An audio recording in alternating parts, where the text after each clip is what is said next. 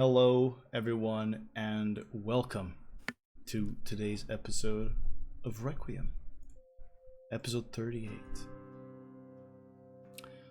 So, before we begin, I wanted to mention something that I realized I forgot to mention on the previous episode. This is going to be...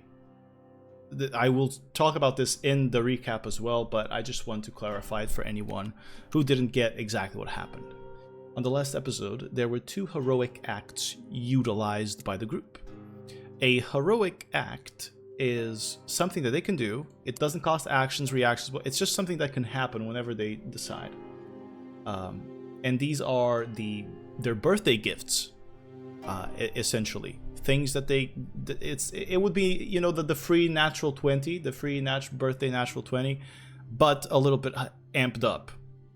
They could do a bunch of things. I have described what the things that they could do on the description of the previous video, and I will also maybe place it on this one if you're watching it on YouTube.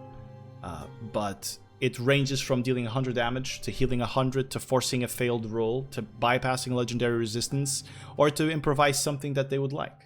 So it is essentially a narrative pushing mechanic, let's say, where they can just shift the direction of what's happening to wherever they would like. Two of them were used, one of them is left. Ray did not get one. Vesper did not get one of such a heroic act because she had the birthday D20, and she used it already, so she did not get it. Yikes! Another important, another important thing: they have leveled up. In the previous episode, they leveled up to level 15. Leveling up is going to be a little bit quicker now because they're fighting things that are powerful in nature, and because I said so. Aside from that, there was something else that happened. The heroes have picked an upgrade for their characters. They had a choice between a few, 4 if I'm not mistaken, one of them being 2 of the players receiving an additional attunement slot. But that wasn't the one they picked. They picked an upgrade to an existing feat. And they picked the upgrade to Swift Vengeance, which is Violet's own feat, which will now not cost a bonus action, meaning that whenever a creature damages any of them, Violet has increased movement speed towards that creature. Her next attack has advantage, which was already part of the feat itself, but she now has 40 feet of flight speed, which... given that they faced flying creatures already and they were all on the ground, it makes me think this was a solid choice. But the other ones were pretty strong as well. One of them being Emily's feat, where she grants resistance on inspiration, now granting immunity and resistance. Immunity to one damage type and resistance to all of the other ones. And then there was a Rip and Tear upgrade for Vesper, where she did not need to hit both her extra special flurry of blows. She would only have to hit one to be able to choose a damage type to which the monster would be vulnerable to. So they chose the one for Violet over these other 4, the attunement slot upgrading included. So yeah, this way you guys are up to date with what's happening, because there's a bunch of homebrew mechanics and homebrew features that they have. So at least you know a little bit of what's going on. With all of that being said, let's dive into a little recap of what happened last time. The 4 were walking in the depths of the Emerald Archive, more precisely towards the Ciel Alenorin. They arrived at a room that seemed to be an antechamber towards another chamber afterward. They saw a door, a special door, a door that didn't seem to be of this time. In fact, the walls to this that were next to this wall seemed to be of a different time. The architecture didn't quite match, and it seemed to be kind of the foundation for what they had found across the Emerald Archive before. They touched the door, they talked to the door, they asked it to open, and nothing worked. But finally, once Hajral figured it out, they understood they had to pump magic into the door for it to open. So it was that I believe Hajral and Emily spent some spell slots of theirs to feed into the door and open it. And thus the Ciel Alanorin lay before them. An endless, or seemingly endless at least, archive that was glowing in sort of emerald light from projections of dragons and cities. There were scrolls spread out on the ground, giant shelves and bookcases of silver that were taller and taller than anyone could imagine. It was beyond just a lifetime of reading in there. Those projections came from some spheres, and as they walked inside of the Ciel Alanorin, they found themselves first in an arena of red sand. An arena familiar to Violet. Bless you, Violet. Still sneezing from all the sand.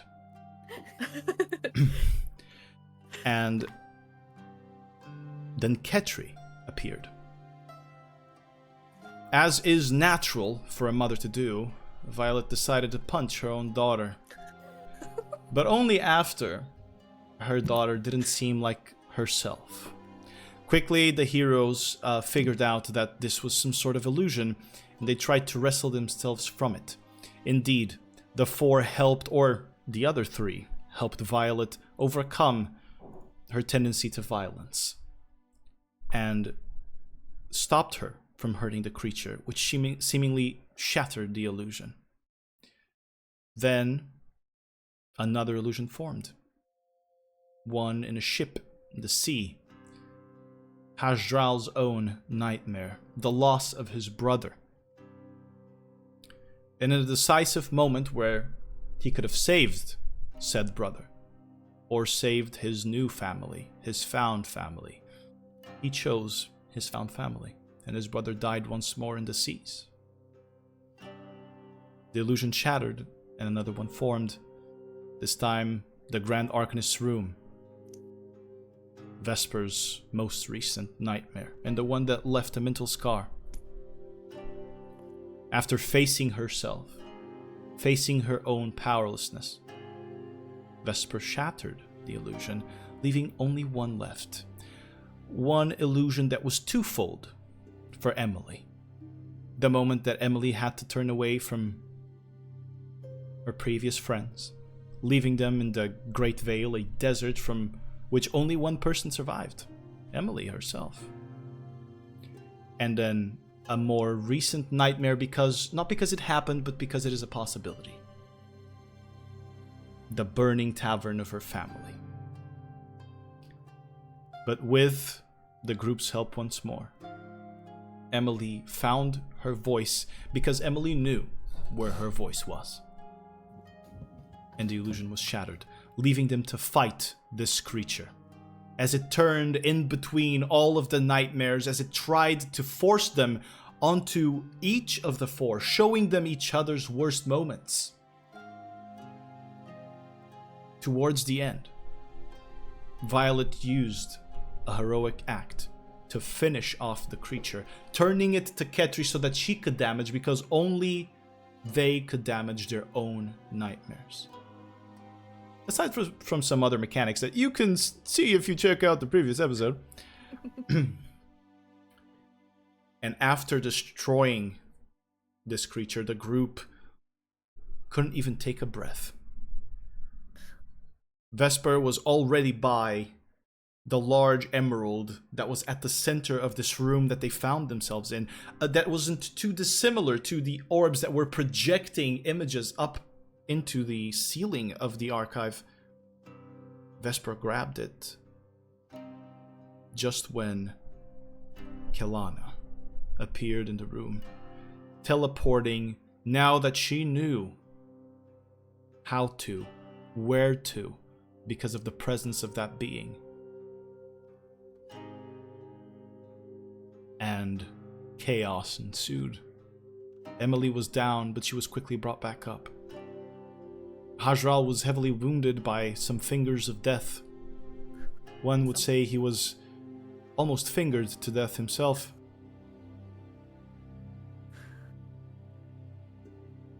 But Yeah. when it mattered, I realize now I said but. When it mattered, and I know this is a long recap because I feel like it's worth telling. When it mattered, our heroes made the right choices and teleported themselves out. With first a counterspell from Emily blocking an 8th level fireball targeted at all of them.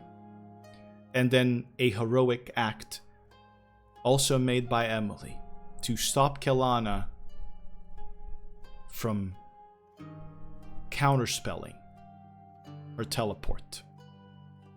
And so, with a little extra playing a guitar solo from Emily, Kelana's counterspell fizzled in her hand, and our heroes were sucked into the teleport spell, carrying something with them. And so, teleport spell.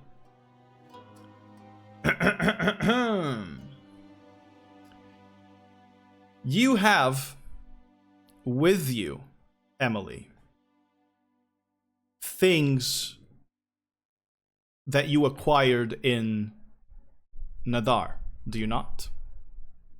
You have an object from Nadar and from that city, do you? I'm asking legitimately. Oh, are microphones muted? Muted. Hello. There you go.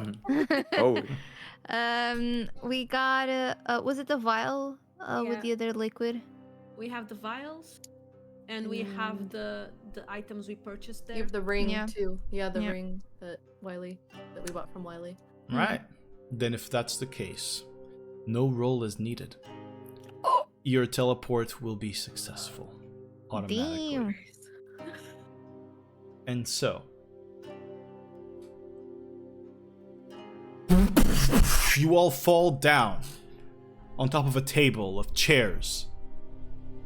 You are in that living room with the slow burning blue glow of Wiley's house. Unless, Emily, of course, you would like to teleport to another place, but I would assume... Sorry, the only thing that I could think of was the forbidden Kool-Aid pool. We just dropped there. Of course not. This is a joke. Of course not. Wiley's house is the best. Yes. No, if you wanted, if you think Emily No. would be the, if it would be the No, one thing no, Emily no, had no. on her mind. No. No, all right. Right Like now, I Wiley think. with safety. Yeah, exactly. We were like almost dying, so she just went to the first place. She knew it was safe. All right. You all fall on top of chairs. The table turns, and immediately the door slams open, and Wiley walks inside. I was holding my emerald. I was like, no. That's an interesting point, Vesper. Uh-oh. Because as you are holding this thing, and as you drop onto the floor and you roll down on the table and you go and check if it's still there, it still is. You're still holding it. But you see it now thrum. A different vibration than it was. The one you felt on the walls of the Ciel Alanoran and before. As Wiley slams the door open, she goes, "Oh, thank Meodrif, it's you. I couldn't sense you. I couldn't sense anything other than the screaming outside. Are you all right?" I immediately look at Emily to see if she's okay. Like, because after everything. Emily is staring at a wall, exhausted and just a little bit out of it. We're alive. For whatever that's worth. Oh my god, you're all wounded. Haja gets up and he tries to help Emily up as well, seeing as she's severely wounded. She doesn't react. Wiley's gonna go with you as well, Haj. And Wiley's going to do what she can right now, which is drop a first level Cure Wounds on you. Fine. You're going to, if you accept it, she's going to heal you for 9 points. Right. Thank you. And she's just next to you and looking at Violet and Vesper, seemingly being the ones that kind of have a good grasp of what's going on. He was there again. You fought Kelana. Did Not fight. exactly. We ran. That was the right decision. Please. And she begins kind of picking up the chairs and trying to find a chair for you, Emily, for you to sit down. She's gonna push the table back up as well. Haj helps Emily up, and as he does, Emily will feel through Haj's right hand some godly Dolgar energy fusing into her as he uses a level 3 Cure Wounds on her as well. To heal her for... drumroll. Oh shit, virtual table not fun, but it was 15. 15. Thank you. Okay. Wiley's gonna... Emily, are you alright? I don't know. What happened in there? We fought a creature that knew us and exposed our fears right in front of us. And it seems our past as well. It was different than we've had before. This time, everyone saw it. I don't think I'm the right one for this role. For this role? To be the Herald? Yeah. Yes. Why would you say that, Emily? I don't think I'm meant to be important in this way and just to have so many people's lives in my shoulders.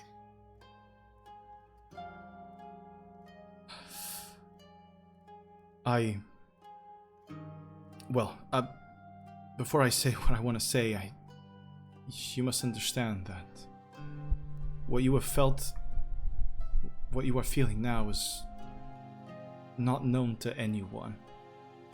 The creatures that are coming out of wherever they are to reach here, if they are truly coming out of the realm of nightmares, they are truly the Weaver's servants. This is nothing like anything I would have ever seen. You are fighting new creatures, new horrors. Horrors that maybe were understood thousands of years ago when the first shattering almost happened. But horrors that are unknown to anyone today. And you mustn't let them get to you, Emily. But regarding that, I don't think, Emily, despite me believing in our freedom to choose,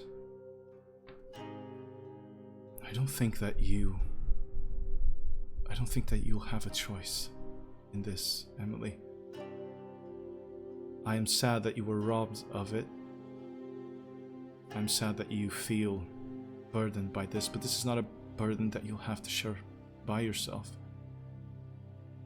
Often we find in life that we would rather take the easy path. But difficult times have been thrust upon us, and no person got to make that choice. No living being in this world got the choice. No living being in here was asked if they wanted to have the horror that is coming out of Pelindan right now thrust upon our world. It was just dropped on them. And you, Emily, all four of you have the power to take it all down, to restore that choice to the world through your own choices. The burden is on you, Emily. There is no choice regarding that, and I think you know it. What you choose to do with the burden, that, yes, is up to you. But I don't think you believe the words that you're saying. I don't think I believe anything right now. Does Haj notice something off about Emily, like physically?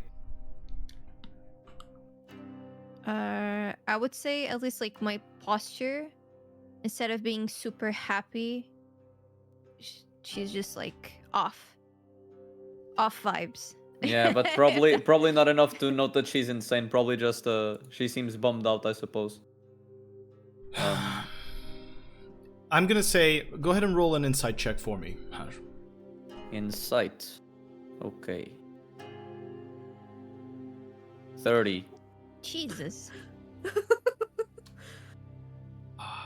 Emily, would you say that the posture that you're showing now was shown similar, or that you had shown a similar posture the other time that you had insanity points? Would you say that there's some connection? Yeah. Plus being like exhausted from the battle, but yeah. And then, if you'll allow me, I'll say that Haj notices the insanity. I would say so, because Haj also went through it, so yeah. Okay. I'll you know, just in case Haj will be a bit hesitant about it. He won't full on confirm his suspicion, but he'll intervene in this moment if possible. He'll say, "Emily, do you feel sick perchance?" I think so. But maybe I'm actually okay. This is how am I supposed to be? And I was sick before. I understand. Well, Wally, I think they are getting to us again, but nothing that we can't work past, I suppose.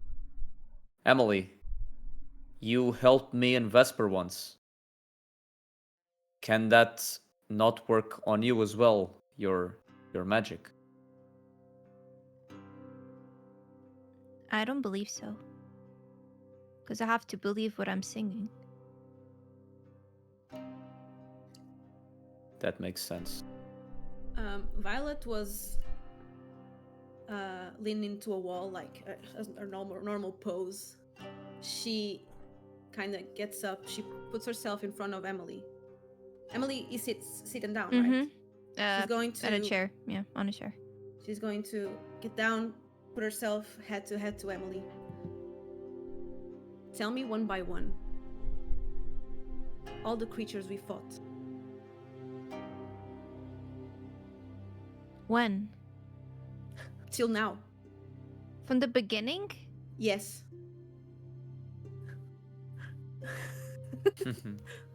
Why? Tell me.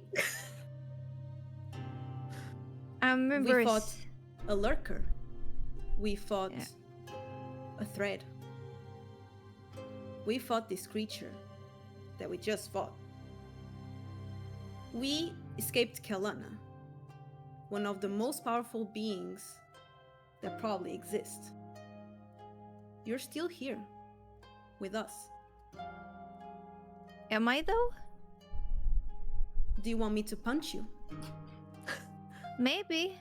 That will not be needed, Violet. Emily, you survived all this. You are here with us. If How you were can not we supposed to survive be because here, of you? Sorry. and if you were not supposed to be here, you would be dead by now. Maybe I just need some sleep.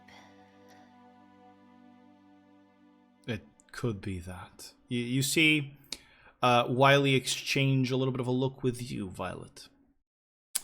I think all of you would read, including you, Emily, in the circumstance that you are, that Wiley is concerned.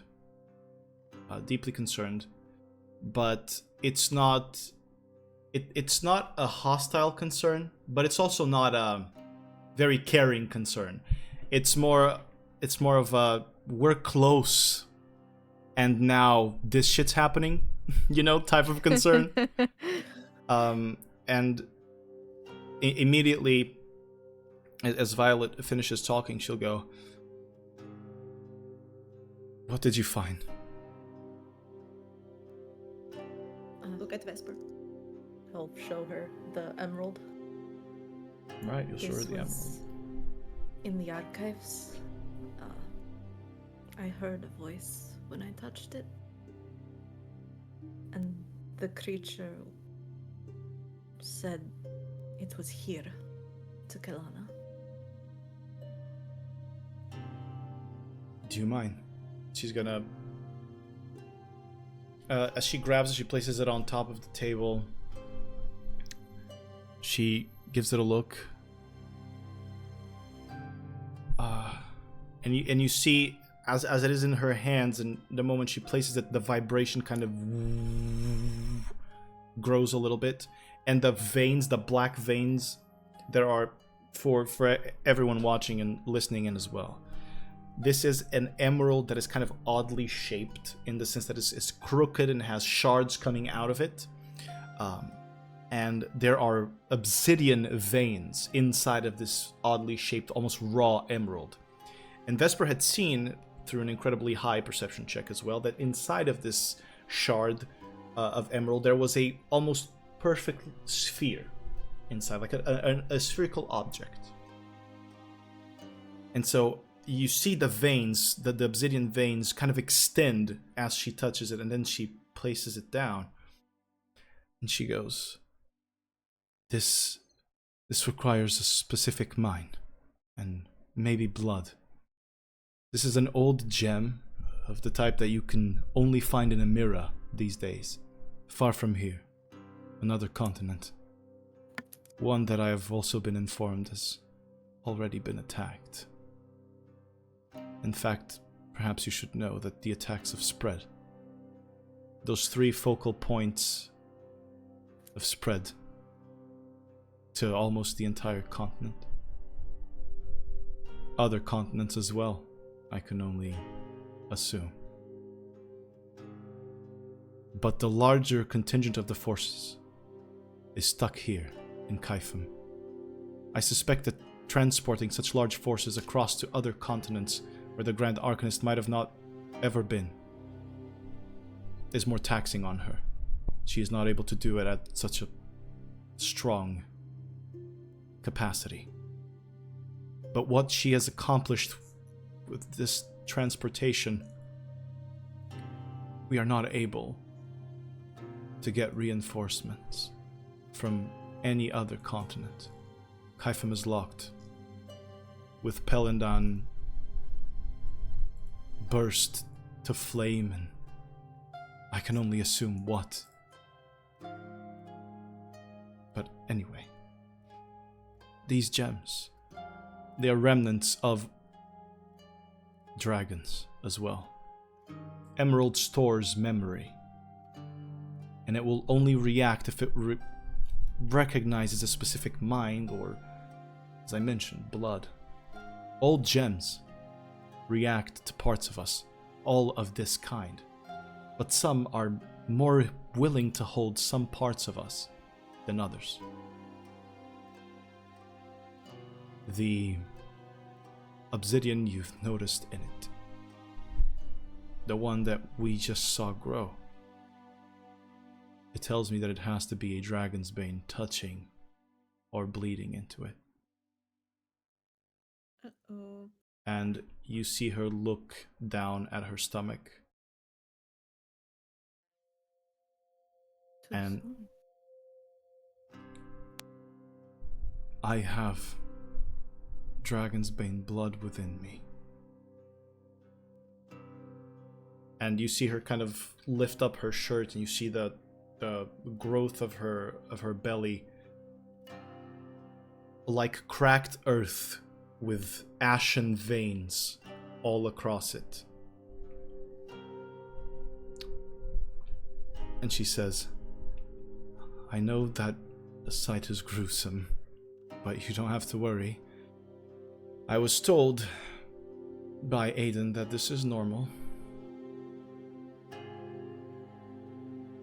It's their blood. But wait, Agnar is a Dragonsbane too. We can call him. I don't Call want him. to. Just give him a call. Hello? Hey, Gilf. She's going to say, Agnar is fighting other battles, surely. I'm not going to call him now. And it is dangerous to bring him into this. Agnar has lost... Dangerous for you? Well... Agnar has lost all knowledge that Aiden possessed. From what I understand. That's how it works. The power really only comes into them once the other one lets go of it. If we risk calling Agnar here, and he sees, witnesses, or learns whatever it is that we learn, whatever it is that you've learned, that is one more person in this world that will be out there fighting, and trust me, he will. And we can't protect everyone. I know you think he doesn't need it, but if a whole army attacks Agnar, not even him can survive. So if we go to the newborn, is he going to survive? I will cut my stomach and just at the surface and hope that it is enough. His mind is within me. The Dragonsbane are meant for this. Exactly. That's why losing Agnar is way better than losing a newborn. We won't lose him. His blood is within me. It will only be at the surface. I won't cut my son out of my stomach. Will you be alright? That remains to be seen. Whatever is in here. Can I do an insight check just to see if she's not just sacrificing her fucking child Go ahead. And to save is herself? anyone proficient in medicine or something? So someone else does the cut. I have a bonus. I actually am proficient in medicine. Oh, well, 7. She doesn't seem intent on sacrificing her child, no. What about herself? Okay. Her willingness to sacrifice herself has already been proven to you. Mm-hmm. Yeah, I know, that's the sad part. Yeah. We brought you back once, you gotta stay back. It's expensive. She's still wounded, but you see in her eyes a determination that is not too dissimilar from your own when you were fighting. This is Wiley can't fight right now. She gave everything she could when Yorick and Elisa and Kilana dropped on you in the forest. She gave it her all there. This is her only way to fight now.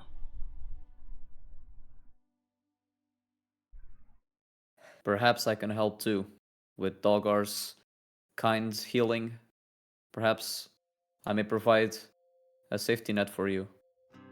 I would appreciate that, Hash. And it is in that moment, Hashdral, that you, as you hold your staff and you finally have a moment to think and to look, you see the staff was previously covered in rust. Already some of it had been removed, but there were clams and there was kind of like rock and rust and other pieces of metal wrapping around the harpoon, and you see cracks in that rust and cracks in that stone. As you volunteer your power, you see the cracks kind of glow gently with a blue light. Do I feel anything within me from this event? You feel a curiosity. The same curiosity of a sailor sailing in unknown seas. You want to know what's beneath the crack.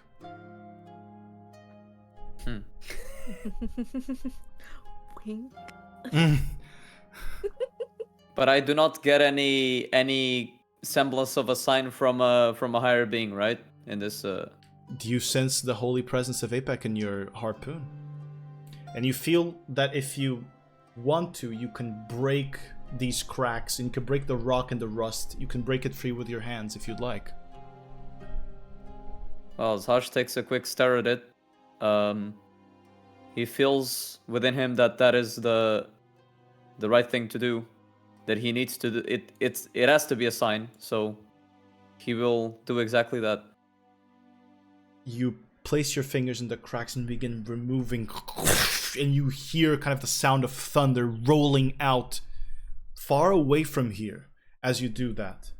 Then you rip another part and you hear the sound of a crashing wave. And Wiley stares at you, and you all see the staff begin to glow in this kind of intense blue radiance. Or the harpoon, I should say. And as you remove the final piece, the glow subsides, and you see now a perfectly silver harpoon with not a single defect on it, wrapped around in what seems to be kind of the pattern of a wave, all the way from the bottom of the harpoon to the top, carved in platinum. And the very tip of the harpoon is grown, and you notice that the staff itself or the harpoon itself has grown a little bit. And the very tip, the carvings on it are those of Dalgar's crown. The three-pointed crown that mimics the harpoon that you have, as your weapon has ascended to its last level. Damn, when stream was starting, I joked that I was gonna get a plus 30 damage bonus, but it sure as hell feels like it with this description. God damn. So now my Tempest Judgement has been upgraded. That means I get all the new effects, right? Indeed, you have your new effects. No need for a long rest for this to happen.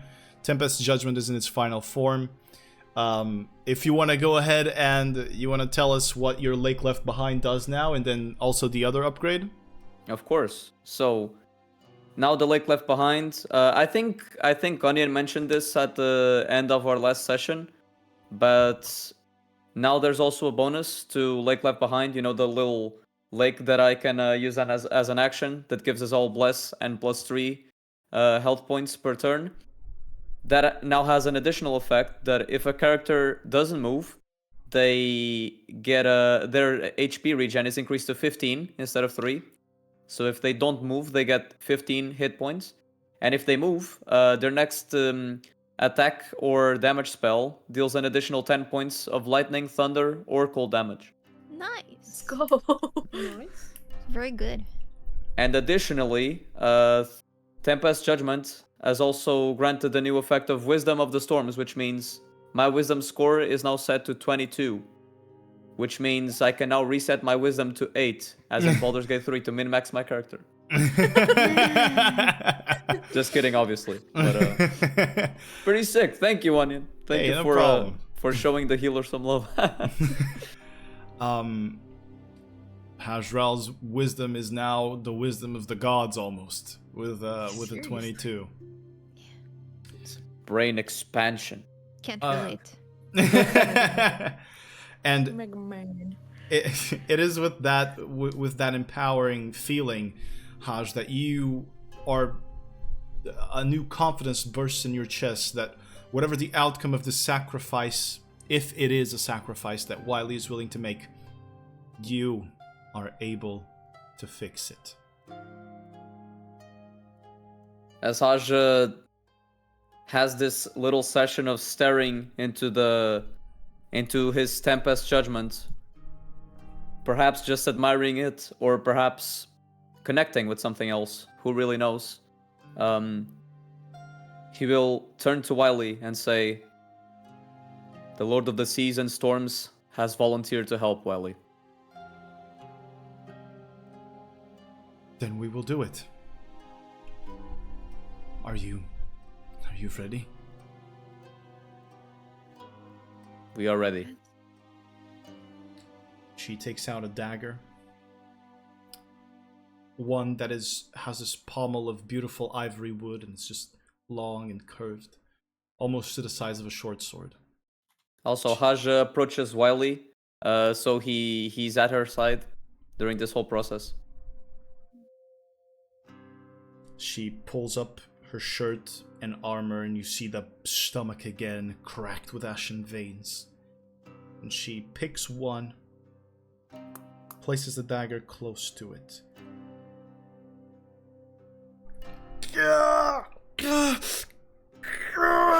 And you see her cut through, and the skin resists the dagger. First, you see the dagger trying to puncture the skin where the vein is, and she is pushing and pushing, and the stomach is being pulled and pushed in until it breaks, and you see this grayish blood pour out. And she takes off the knife, and the blood begins pooling in her hand.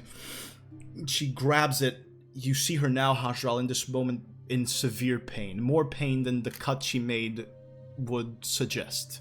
If there's anything you'd like to do, you may have the moment to do so. Haj has his hand ready, and he'll ask Wiley, "Do you need help?" She just nods. As she nods, Haj immediately closes his eyes, and he begins casting a verbal component, this time in his gnomish language, closer to his god. Dwarvish. Dwarvish. Sorry, Dwarvish, not gnomish. What am I saying? I keep thinking of G. He's in your thoughts. In a Dwarvish language, and his hand seething with this blue and greenish energy, unlike a scene before, as he casts level 7 heal, and he directly places his hand on top of her belly. You see the magic flow. A 5th level healing spell was needed to cure this wound. With a 7th level heal, you see the gash as it oozes blood. The blood comes in contact with your fingers, Haj, but so do the seas, and they push the blood back inside as the wound heals. And Wiley, with the blood dripping from her hand still, drops the blood on top of the thing, of the emerald object. It begins cracking as you see the blood kind of fill in each gap in the irregular shape of it, and wherever the blood sinks, it cracks as the obsidian veins join up with the blood, and then kind of almost, anticlimactically, it opens to each side and leaves spinning and floating in the air. A perfect spherical orb of emerald, the purest you could have ever seen, with what seems to be the faint hint of a carving of a slitted eye. And it grows to what is about, bigger than, I don't know, bigger than a bull's head. It's a very large spherical object that is just now floating in the middle of the room. Haja takes a moment to turn to Wiley first and says, "Are you doing alright?" Oh, thanks to you. Yes, you've made it better, but the Dragonsbanes are fighters. When the blade was reaching for his blood, I wanted to fight back. I think my son or daughter will grow to be maybe a little bit stronger than I am. And she's still hurt. You have healed her of the bleeding, but it seemed to have left an effect on her. Wiley. Well, Who's gonna touch it? should we all? Sure. I guess, yeah. Maybe Okay. not Wiley.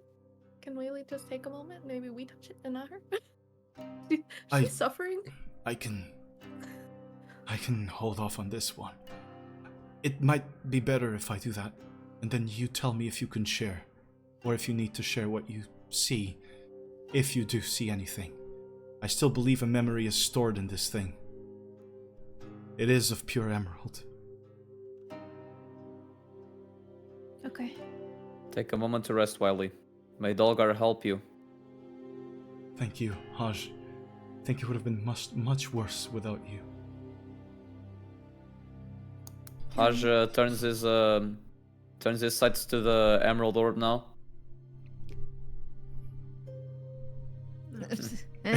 Just punch it out of here! Let's all touch it at the same time? Yeah. Okay. 3, Whoa. 2, 1. Touchy! Oh my god, that is funny. I just imagine you actually counting. Yes. Yeah, exactly. Actually counting when you're there. All right.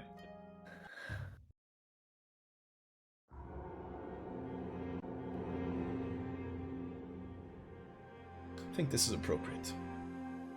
My friends, once again, forgive me if you don't like the sound of my voice, but it appears to be story time. Oh boy. A soothing emerald light takes over as you touch the object. It envelops you, it enraptures you, and the sounds of Wiley's voice, of your own voices of counting to touch the object, fade away. Soon all of that sound that had faded slowly comes and turns into chaos, to roars louder than anything you've ever seen or heard, to thunder and battle, to despair and war.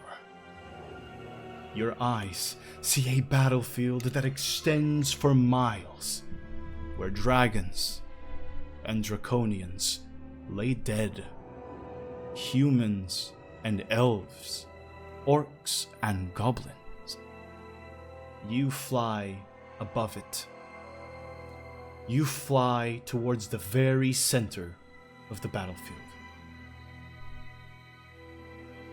A ripple in reality, in what seems to be an endless night. A portal of a darkness even deeper than the one in the sky. That's the center, the epicenter of this conflict. Armies of undead, and then armies of the living surround this ripple, struggling to give and make war to the creatures that you are now familiar with. You, the person in the vision. They struggle to give war to creatures beyond all horror. Shapeless, some of them, others of tendrils and tentacles that roil in incomprehensible ways. You look above, towards your side, and another flies with you. An obsidian dragon with smoldering eyes and horns that stretch far. Ash and ember trails behind her wings as they span farther than any dragon. Your elder sister. On her head sits a man with silver hair. Just the tiniest speck of a being that you can only see because of your very good eyes. Beyond your elder sister flies another dragon, green in color, with a smile of delight as it spews rotten poison beneath into the creatures that melt to its touch. Are you sure about this, Mazarion? No one guarantees that it will work. You speak. That is your voice saying that. Alanor, dearest, there is no other way, she answers. Perhaps if we gathered all of our brothers, or the Metallics too, perhaps we could match your strength. We could ask Omet. Your fate is another, Alanor. What sense is there in sacrificing more than one? And I have already spoken to Omet, and he too has shown me his concern, but this is my decision, and not even he can make me change it. He can't meddle with this. I know why I do what I do. And you see her burning eye, looking up at the tiny speck of silver on her head. The other one, flying next to you. Accept her death, Alanor, you foolish sap. To die for this war is an honorable end, the green dragon says. Your words are as poisonous as the blood that runs through your veins, Tazaroth. You're what caused this. You and your children brought this upon us. And yet you would never make this sacrifice if you could. The green dragon smiles. Of course not. I suppose this is the price you must pay for your scales, you gemmed filth.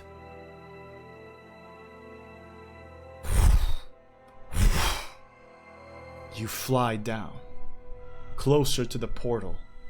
That ripple you saw, that darkness deeper than anything.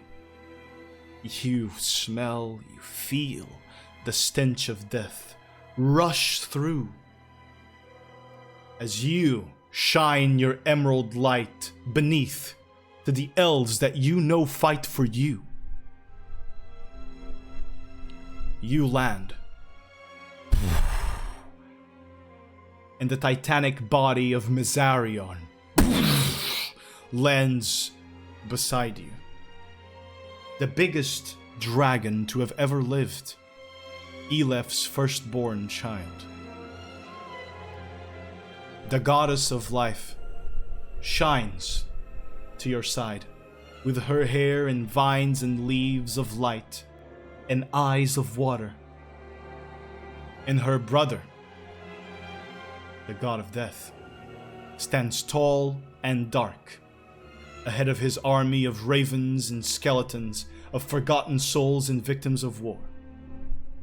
Mazarion towers above their avatar forms.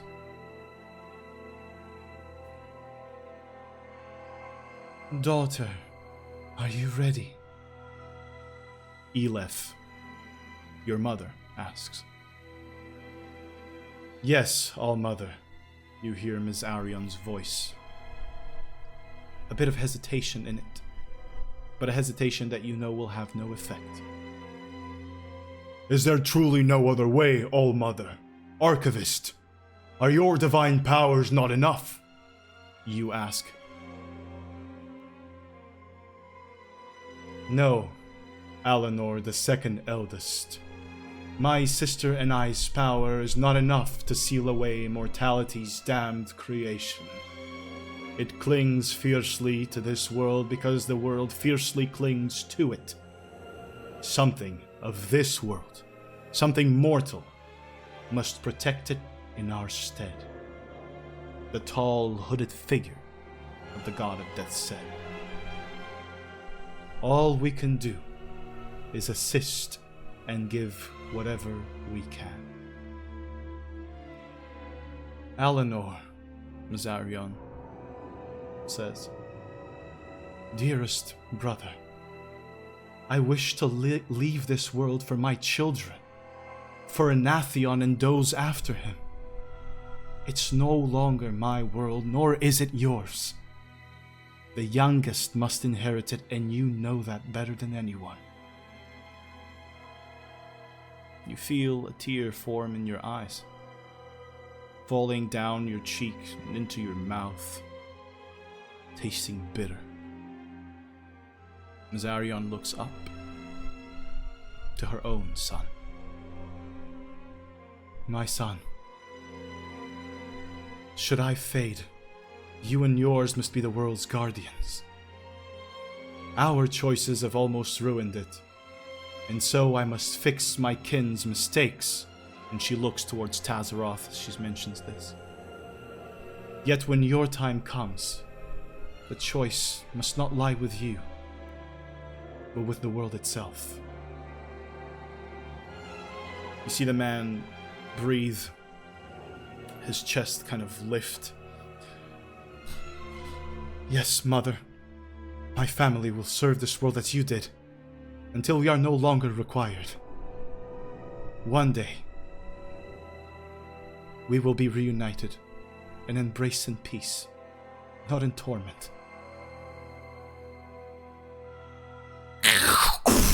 Lightning strikes near all of you. Creatures bearded in tentacles shoot balls of blue fire down towards you, towards your armies that have pushed this far. And then, a pale, milky hand with veins of blue and black reaches down from the portal, slamming down on the ground. Enormous, titanic, larger than Mazarion herself. From it, you see more creatures born. They conjure darkness around you and your armies. The goddess of life flies up. Alanor, Tazaroth, do what you are tasked to do. Guard the guardian of this world, the first goddess of freedom, who will burn away the shackles of the endless night and usher in the next age. You fly up into the air, roaring mightily. You look upwards towards the portal and witness coming from the darkness another titanic arm of pale skin stretched tight against the bone. You breathe radiant fire into it. You feel the power in your throat out through your mouth. And Tazaroth assists you, firing her poison that will taint any form of life. Blue lightning flashes toward the portal at every death. Every death of your own, every death of the living. At every mind shattered. With each strike of that lightning, the hands reach further into your world, and so you fight as if they were being fed these souls, shattered in horror. You continue fighting for them. You fight with all that you are, while beneath you, the god of death does what he does best. He reaps. Mazarion spreads her wings and sends a roar that throws the war into a suspenseful silence. The dark god of death swipes his skeletal hand in the air, and the ashen soul of Mazarion is split from her body, flying higher and higher into the sky. the All-Mother cries for her firstborn, and in her tears she harnesses the soul and empowers it, plunging it back into and fusing it with Mizarion's mind and body once again. She glows and her scales crack to reveal the hottest of magma. Back to where you came from! This world will live! My son will live! And so will his children! Be gone, Weaver, and may you never return! Mizarion shouts. The silver-haired speck sprouts wings of ash as the man floats above his mother, while she screams in a pain that no other living being could ever feel. A pain that focuses her mind, and a focused mind, is what she needs to contain her soul, to hone it further, to feel everything that this world needs to feel. You cry. Forgotten you will be to most, sister, but never to me. On this day I vow to cherish your memory and guard it beyond all time. Mizarion's soul is split again. A soul of a mortal twice split. A soul of a mortal twice empowered. A soul that flies high into the sky, setting it alight with orange embers and ash that falls down like crashing stars. The shape of a dragon in that same ash charges into the portal, wrapping its wings around it and forcing it shut. The All-Mother then harnesses the few strings of creation under her power, the same ones she pulled on when she first placed life on Idas, when she first birthed you. Elef's light binds the empowered soul, now turned into a veil, into your sister's lifeless body. The only body that could possibly hold a soul that strong, for it was where it originally belonged. A body that the gods themselves could never have, because although Elef and Hadeth chose this world as a canvas, they were never of it. As the world settles and the portal closes, the ash and embers that float in the sky begin to converge into one place as you see that silver-haired speck breathe in all of the embers, all of the ash, the remains, the leftovers of his mother, the essence left behind for him. His eyes turn orange and burning. His body, it looked so tiny and sickly. It grows to the body of a warrior. Where there was endless night, the ashen clouds had covered it, and as they now part, joining inside Anathion, the sky is restored to its beautiful blue. You fly, gauging the death, the many corpses, hundreds of thousands across a vast plain, and you land next to your sister's body. You see the man, her son, Anathion, your nephew, land next to it as well. You know we must hide her now, Anathion. Yes, uncle. I will do as you taught me. The memory will leave me as I give it to my children. It will be preserved and hidden from anyone who seeks to bring back the endless night. Where shall you bury my firstborn? The All-Mother asks, her watery eyes crying in waterfalls that drift off into nothing. In life, her strength was like that of the volcanoes from which she was born. In death, her tomb shall be an icy one, a grave of frost, beneath the earth, but close from the far volcanoes where she ruled. A bright emerald light takes your vision again. And as it slowly fades, you all find yourselves falling onto your asses, back in the living room of Wiley's house. Oh. Okay. Now that's some forbidden Kool-Aid. Those edibles ain't shit, bro. That's the brain Kool-Aid. So we know that they already have the body, right? Or they know where the body is because of the. Or no, they know the name. They know the name. They know the name. Wiley in the first episode of the campaign told you that they had found something and that it was most likely the name. Okay. So did I get this right? There are human-like, I won't say humans, but human-like entities that are brothers with dragons. Is that what I understood correctly? Children of dragons. Okay. We were seeing as Eleanor The gentle. mind. Yeah. The gentle. So he was a dragon.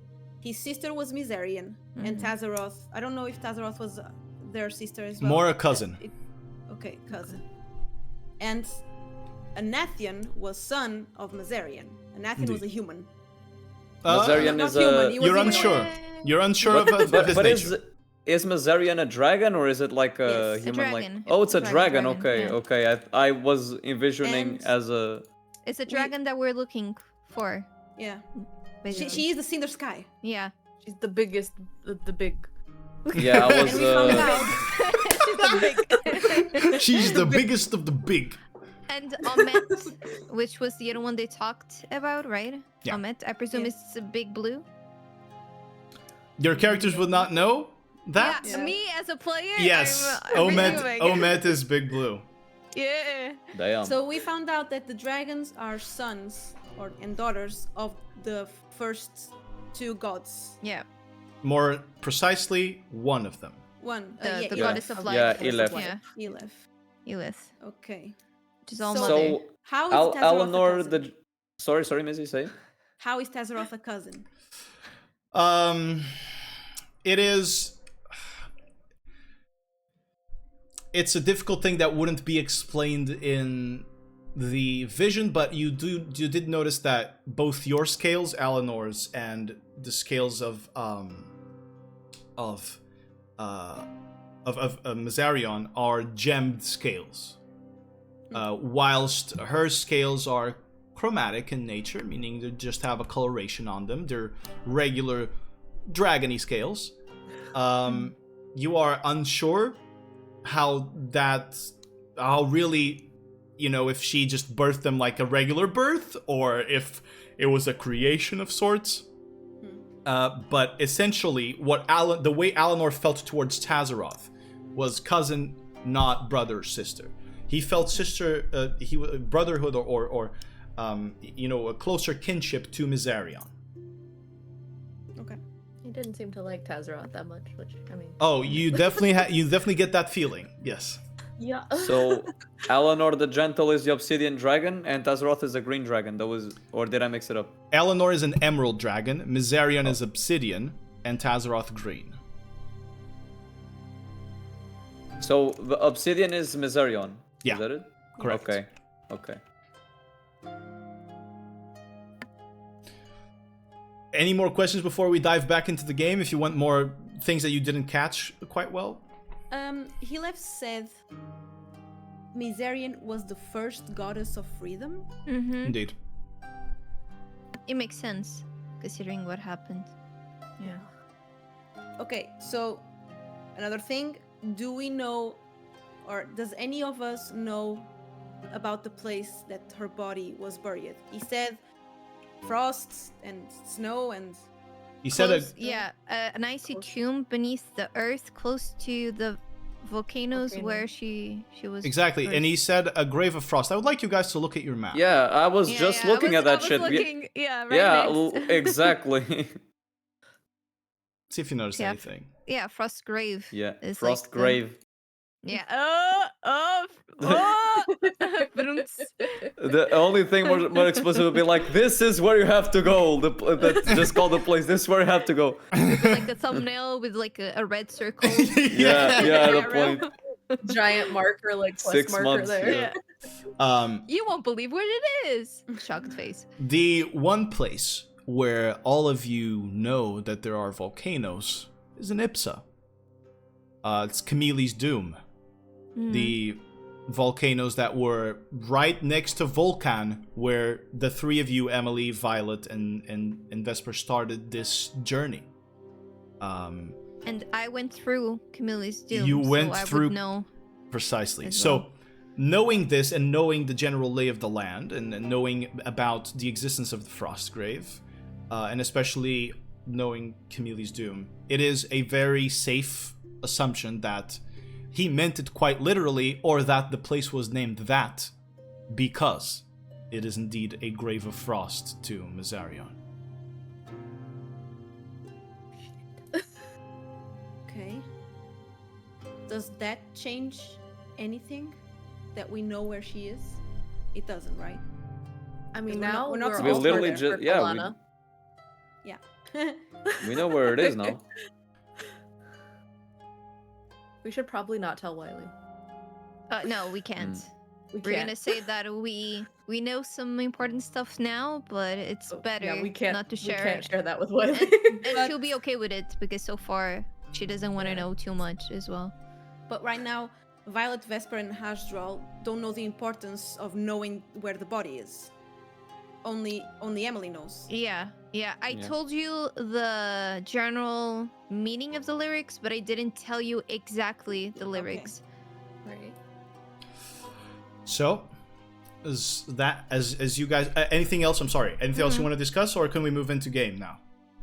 No Game more time. questions. No more questions about the whole thing. All right. I think so. You fall on your asses in the room, in the living room, and Wiley goes, "Are you all right? Did you see anything?" Too much. Too much. I can't know of it then. It's better that you don't, Wiley. For your own safety.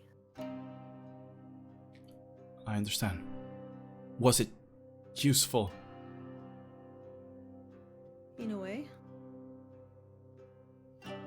Good, then we've stolen it away from them. Is the Emerald Orb gone? Still there. You have a place that is safe, that it can be kept. I believe so. Yes. And as you kind of look at it, it is floating, but it has lost the sheen that it had. It has turned almost dull and opaque.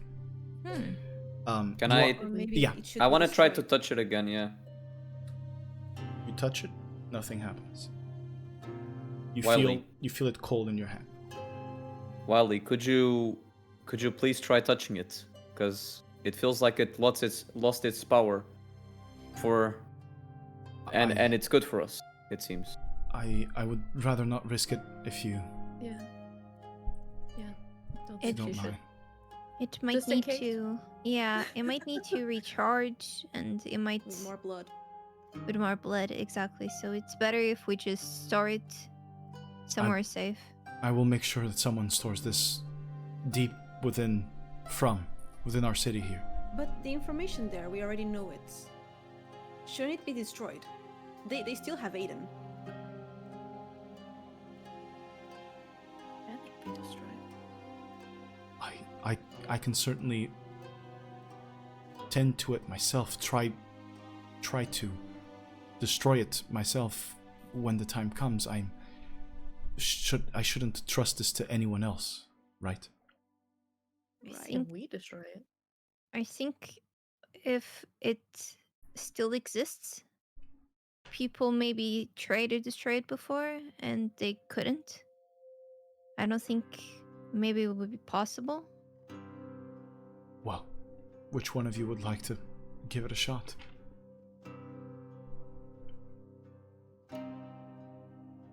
Well, sure. I'll just pick up my dagger, a dagger that I have, and I'll run to it and I bonk it. You bonk it with the. Are you doing the sharp end of the dagger? Yeah. As you do, the blade shatters through as you hit it with just the pommel, and the blade is completely lost. Oh no. Yeah. Oh dear. She will replace your dagger later on, so you don't have to remove it if you'd like. Haj, can I make an Arcana check to see if I know anything, or an history check to see if Please go ahead. You Arcana or can history? choose whichever one you want. I will give you a different answer based on what you've chosen. Yeah, maybe Arcana to see if I'll give myself guidance, by the way. Understood. Mr. Dalgar, please help me. Oh, 13 plus 3, so 16. So this was Arcana. Yes. The object seems to have lost its magical capabilities. You are unsure if it will be rechargeable or not, but for the time being, it has lost its magical capabilities. You don't know what this is. But whatever it is, it can't be destroyed by a common blade. It seems to be enchanted to be indestructible by such things. You may try with other weaponry, with other stuff, spells, if you would like, of course. But regular blades don't seem to hurt it. It won't scratch it even. But yeah, on the 16, that's all that you glean. You don't quite know anything else from it other than you sense kind of a familiar connection to the object. But so do all of you now that you've seen what was inside it. So we're trying to destroy it, right? Just so we're on the same page. Yeah. I mean, I would it's say- either gotta be destroyed or hidden and protected very well so that nobody else gets to it. It Namely was already Kalana. protected Well, very well. And yeah. Kalana So was there. yeah, that's why. So- And now, like, if they get it inside of our minds, they can also get it. So Yeah. at least it would be minus one thing that we have to worry about. That is true. That is true. I mean, we Well- have it, but like this is. Yeah. If that's the She case, doesn't know that we know. She Yeah. just knows that we took it. Yeah, and I don't want to die as well, so yeah, at least we I still destroyed have the bag of ball. holding. If we can't destroy it, I can put it in the bag of holding, and it I- stays with us. I wanna thought of it, try. but, like, I wanna but try to for destroy what, it. right? In case, yeah. If as it's a with plan us. C, yeah, as a plan C. Yeah, it's probably better to be with you, right, than with people that you don't Yeah, know, with- right? Yeah. And I don't want Wiley around it anymore. What are you gonna do, Haj? I'm sorry. well, if we're on the same page then, and Haj spreads out his arms like as to ask everyone to clear out a little bit. Some space. He also takes some steps back. He'll start to channel with his trident. He start to channel level 5 guiding bolt. As his eyes begin to get filled with lightning, and preparing the spell, he then flicks his trident forwards towards the object and shoots the bolt at it. Are you doing this as radiant damage, or are you converting it to lightning? I'll convert it to lightning. Convert it to lightning. Understood. So that is going to hit the stationary object. The bolt shrieks through, and as it touches the floating orb, you see the lightning arc around it and then into it, absorbing it as it begins to glow blue from the inside. And for a moment, it sits still and it looks. you see the slit that you saw for an eye light up in emerald light as the lightning from Haj's spell arcs around it still. It looks at each of you and then explodes outward as shards are spread all around the room you're in, falling on the wood all around. You have to protect yourselves and cover your faces. I protect Wiley. The object is destroyed. It was shattered into like very, very small pieces or bigger chunks? There are some bigger chunks, but mostly they are like about this size, so about the size of a little peanut. Should we collect them, just in case? Probably. And then store it in the bag of holding, and then maybe store it inside of a bag, inside of the bag of holding, so that Violet doesn't, I accidentally. I don't cut myself. Yeah, just fucking puts her hand in there and. Hey, sure. All right. I guess you get a broom and start. Haj will say, 15th level characters. Gotta do your chores. Oh, gotta work. You gotta do your You can't make a chores. mess of Wiley's house, man. Come on. Haj will say, okay, thankfully it is done. Is everyone okay? It was that important that it had to be destroyed then. Yes. Understood. Well,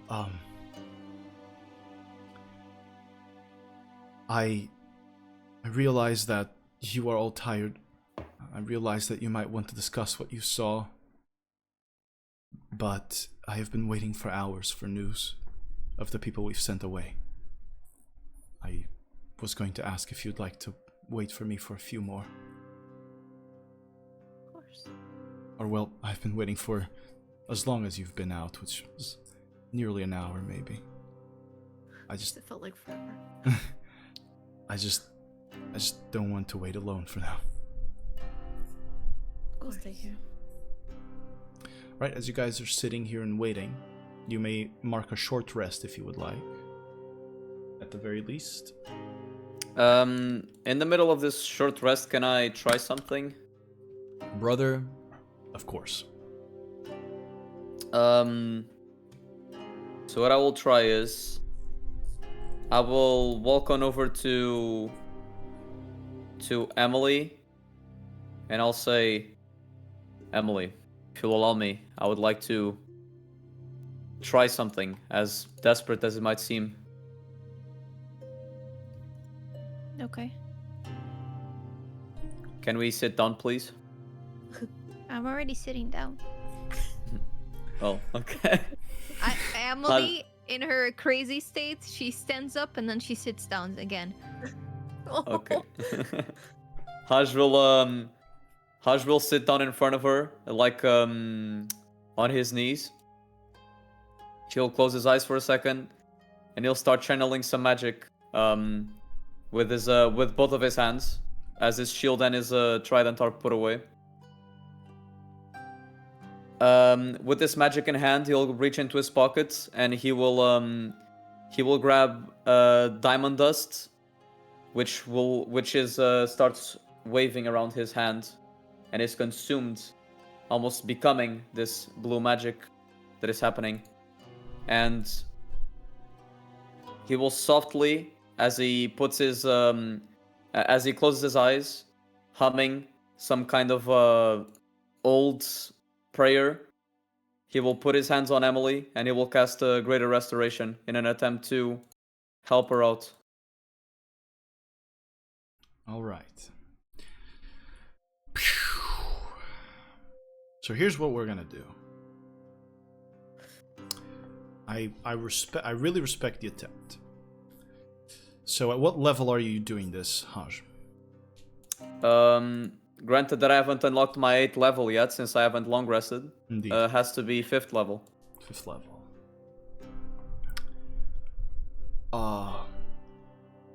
Okay, so first, before I go to you, Haj, I want to go to Emily. Emily, in the moment that Hajdral is trying to help you, even in these past few minutes that you've spent here, you've felt yourself stare off into the distance. You felt yourself, you heard the sound of flames behind you. You felt the heat, and you looked back to see nothing. You were hurt. We're hurt after what happened. Hurt maybe that it felt so real, if I understood correctly. Mm-hmm. In the moment that Hajdral kneels and he's trying to help you, how willing are you to receive that help? She's too tired to fight back. So you She's won't fight back Yeah, at all? she's just too lost in her own mind. Understood. Haj, you said that you were humming, a little old prayer, old song, maybe a sea shanty. Who knows? That's just me making it up, guys, okay? I want to know exactly, as you try to push your magic into her, as you try to cure her insanity, you have been the only one who has felt her do that to you. What feeling that you have within you are you trying to push into her mind to stabilize her reality? So like a memory of sorts. It can be a memory if you'd like. It can just be a feeling. It's up to you.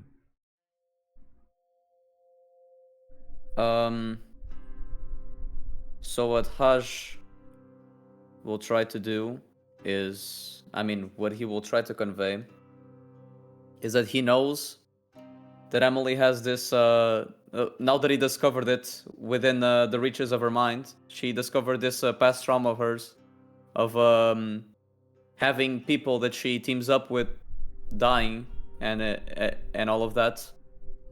But Haj tries to transmit that has been one mistake that doesn't need to happen again. This time it can all work out in our favor, and Emily gets reassured by these memories of past moments that she had with the group, especially one that is very dear to Haj to this day. That is the stone that she carved of Dalgar's face, that he still holds on to this day. It has seen blood, sweat, and tears, literally blood, as it has killed that. It has seen one the guy. inside of people's heads. Exactly. So one could say that Emily can craft art that can go in people's brains. Literally, yeah. It's very memorable furniture that she does.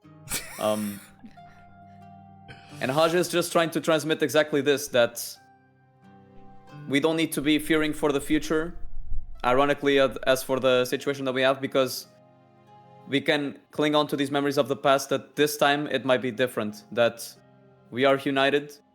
We never know if one of us might die, might live, but what's sure is that we're trying. And that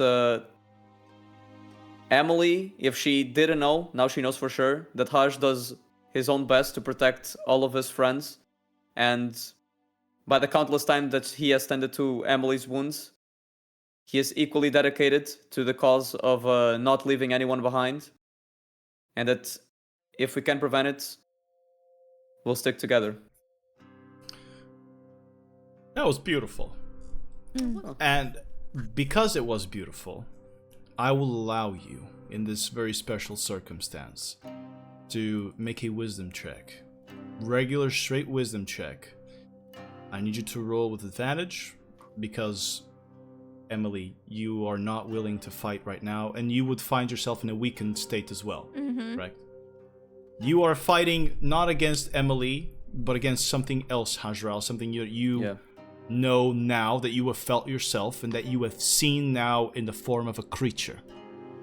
So go right ahead. Advantage, straight wisdom check. Not gay wisdom, straight wisdom. And Emily's health would be even below half since she was unconscious, so even with that in account. I'm casting Bless IRL. See if. I will allow you guidance on yourself. if you'd like. Holy. Never mind. I mean, I'll take the guidance. Like, Take it. 2, 12. God damn, that was shit. Unfortunately, Haj, as you push those feelings, as beautiful as they may be, they reach into you, Emily, and at least they reassure you for the moment that the spell lasts. Maybe for a little while longer later, depending on how you would feel after hearing and after feeling that within you. But there is a barrier that pushes it back. For people that haven't seen the rules, I have a +6 modifier and I rolled a 9 and a 10 on advantage. Unlucky. You do, however, sense something within you now. Hajral's presence is more prevalent. His faith is more prevalent in you, a place that you can access. You find that maybe with his help, maybe both of you together, you just have this thought for like a brief moment before that shadow and the flames take over again. Maybe you together can get rid of those flames. So do I feel that this didn't work, right? Or is it like You sense that it didn't work, but you sense that it cracked the shell. Meaning that mechanically, also for those hearing it and for you, Fish, to understand, you can use your ability on yourself as long as you do it with Hajral. Mm-hmm. And you do it with him near you. Gotta go to a tavern and play. You can do it. Well, Haj, as he finishes this little ritual that he was conducting, he'll let out a very frustrated sigh. He'll look into Emily. How is Emily looking at this moment? She doesn't look hurt, but she's still out of it. Haj will say, Emily, I am very sorry. I couldn't help you, but maybe soon we can fix this, okay? She does a slight nod. Haj will pull Emily in for a hug, both arms. She's just gonna respond with one single arm. You know she's crazy now. She's crazy. She's crazy. Emily not fully hugging, crazy. During this short hug, Aj will say, "You'll be all right, Emily. I promise. I promise on Dalgar." And he lets it go. And short rest time. Yeah. All right. During this time that you're short resting, anything else you'd like to do? Yeah. I'm sitting on a table. I remove my crown and I put on the table. I get a dagger. I slit my hand. And you see the blood kind of go to the crown, and the crown using the blood to regenerate as I drop 80 hit points. Like a single cut in only 80. That was a big cut. Actually, you just see the blood like ooze out of her and just gush out for like 5 minutes straight. Jesus. From her hand into the crown as she's holding it near it. And I restore both charges of the Circlet of the Cosmos. Awesome. Well, if she's doing that, I guess I'll join her. We'll both cut ourselves. Wow, what a couple, huh? Vesper just uses her claws, though. She's just like, ah, fine, fuck it. We just end this session like... Guys, we do not promote self-harm, okay? Okay. They did not need to cut through their bodies. They just decided to do that. Yes. You just needed to pretend that you were hurt, and then it would have gone in, but... No, it's cooler this way. Alright. But it's not cool to harm yourself. Unless it's just for the funnies, and you just want to, like, hit your head into a door or something, make your niece laugh or some shit. I go ahead. Also, can I recharge my art with I don't have 5th level. Never mind. I don't want to recharge He anything. doesn't have fuck because he's a cleric, guys. I can fuck. Aww. Aw. All right, all done. Yep, I spent 60 to restore all charges on my gauntless gloves, whatever they're called. Understood. Hours pass. Hours of stress and tension among the group. A knock on the door. The door opens.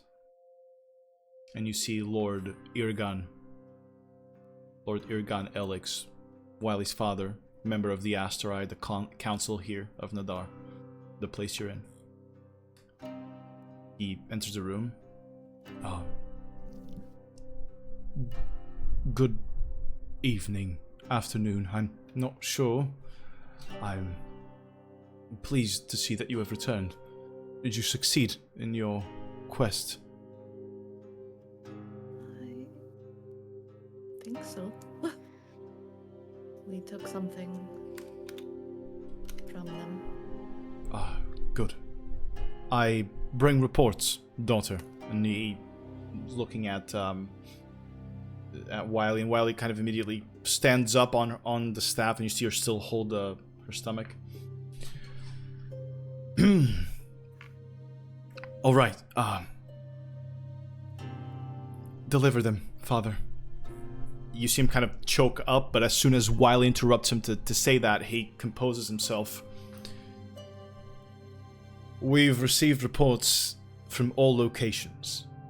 Know that when I mention the casualties on the following reports, I mean both the dead and those that were turned.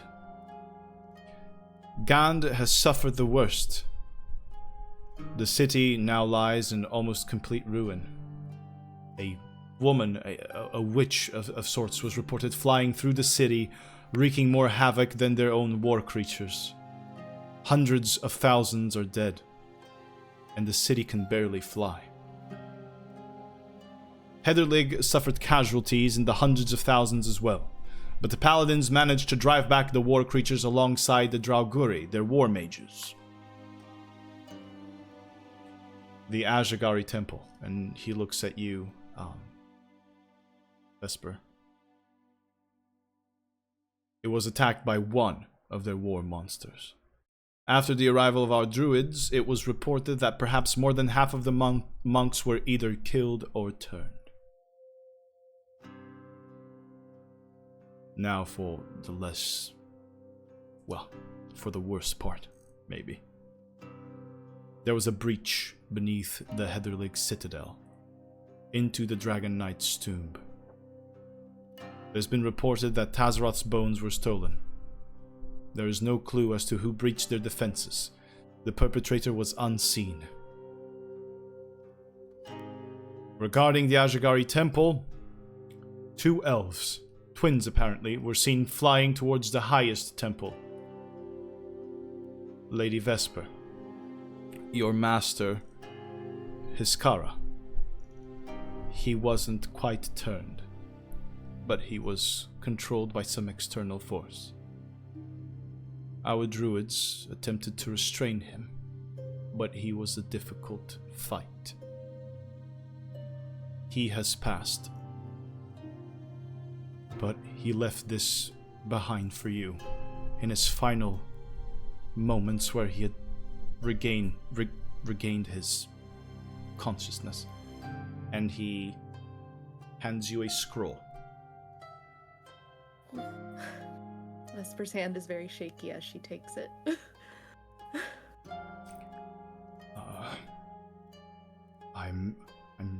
sorry, Lady Vesper. We could have not done any better.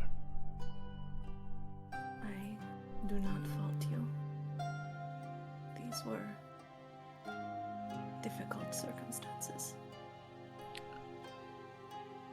Either way. Thank you for this. Oh, of course.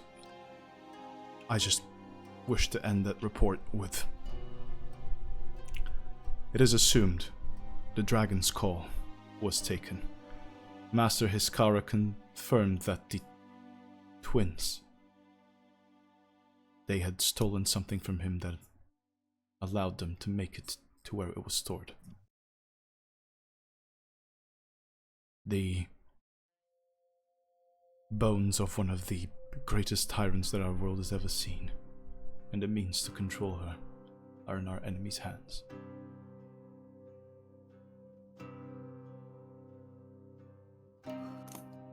Fuck. For clarification, there were some rules involved in this. Unfortunately, the rules were not in your favor. Thus, 2 negative outcomes. It could have only been 1, it could have been 2 positives, 2 negative outcomes. This might be because I usually roll like shit in this campaign, so I'm sorry. Yeah. You just see Violet. Boom.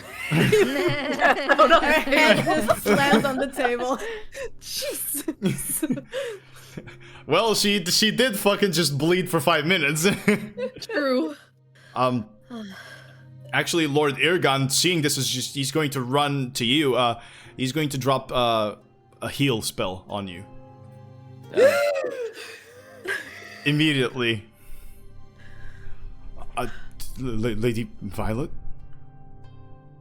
Dude, what I just dreamt about, was it true? I'm afraid you were not dreaming. I mean, it depends. What were you dreaming about? A fucking unicorn. Well, then that Really? wasn't real, Violet. Dude, you just the 2 spectrums is like Emily really and Haj. Then that wasn't real. Like, it's the 2 spectrums of people. Here's the 2 fucking. Oh my god. Seeing the speck of humanity back with Emily for a split second. I mean, it's unicorns. Yeah. She's not completely gone yet. Yeah, fuck the Weaver. Unicorns, dude. Removed insanity point just from thinking about unicorns Yeah. really hard. Actually, that could help.